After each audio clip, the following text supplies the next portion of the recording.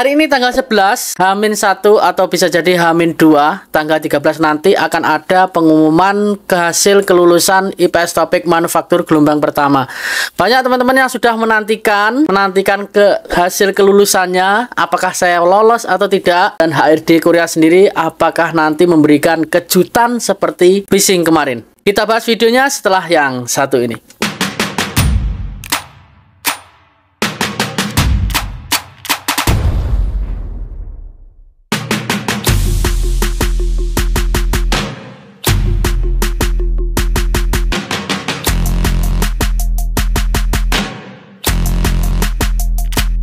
Assalamualaikum warahmatullahi wabarakatuh. Ketemu lagi bersama saya Wahono Channel yang selalu memberikan motivasi dan juga dukungan buat teman-teman semuanya. Bagi yang sudah lulus ujian, semangat, prosesmu tinggal 2 langkah lagi dan cepat terbang. Dan buat teman-teman yang gagal di phishing kemarin, putus asa, tahun depan kita ikut di manufaktur ataupun di servis 1 atau servis 2. Buat teman-teman yang manufaktur, kali ini menunggu kelulusan tanggal 13 nanti yang akan ada pengumuman terkait kelulusan ujian IPS Topik sektor manufaktur di tanggal 13. Sabar, tinggal 2 hari lagi.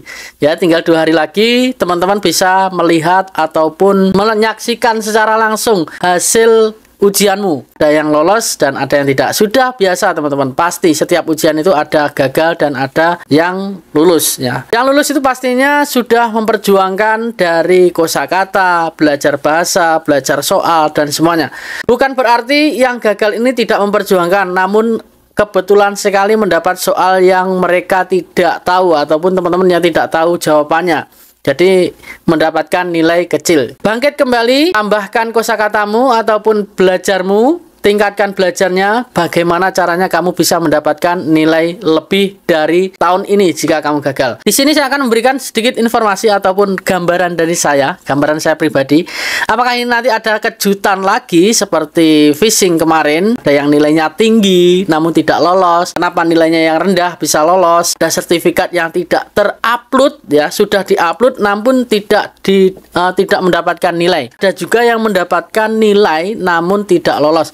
Bahkan nilainya bisa 90 untuk kompetensinya saja dan tidak lolos di skill test ataupun hasil akhir. Namun di sini tahap pertama itu hanya bahasa terlebih dahulu untuk teman-teman di tahap pertama sektor manufaktur gelombang 1 ini.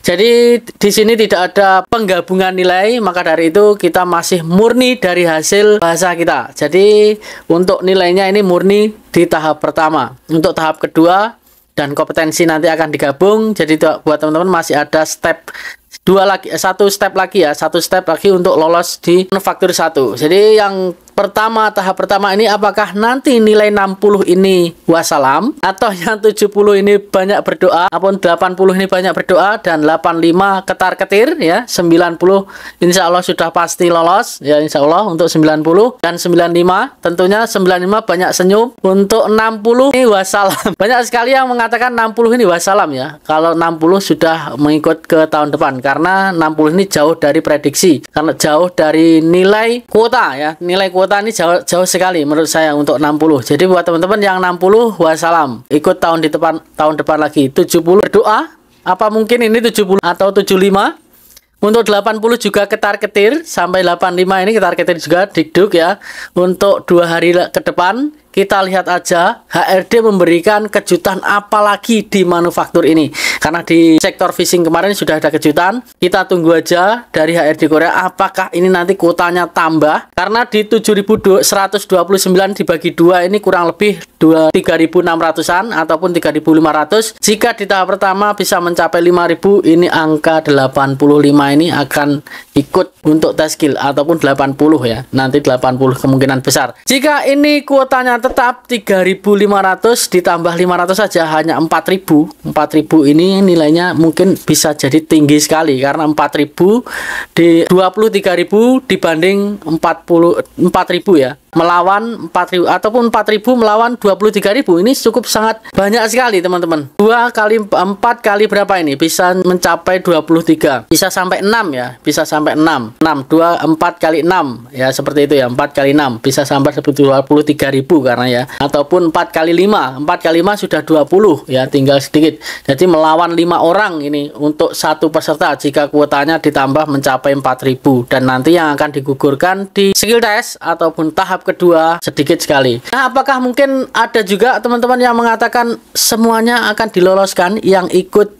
kemarin tes buta warna ya? Yang ikut tes buta warna nanti semuanya akan lolos. Nah, ini akan menjadi bumerang juga ini nanti ya.